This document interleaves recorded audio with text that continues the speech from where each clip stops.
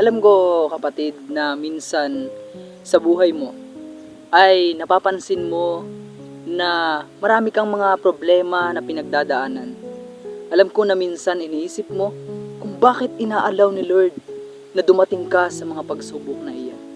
Pero mga kapatid, and gusto kong sabihin sa iyo sa oras na ito, na hindi inaalaw ng Lord na bigyan ka ng pagsubok na hindi mo kayang lampasan. Tumingin lang tayo sa Kanya, tumingin tayo sa Kanyang mga pangako. I tell you na hindi ka makakaranas ng mga problema. Makakaranas ka man pero lahat malalampasan mo. Kaya sa oras na ito ang gusto kong sabihin sa iyo, patuloy nating sama-samang pag-aralan ang salita ng ating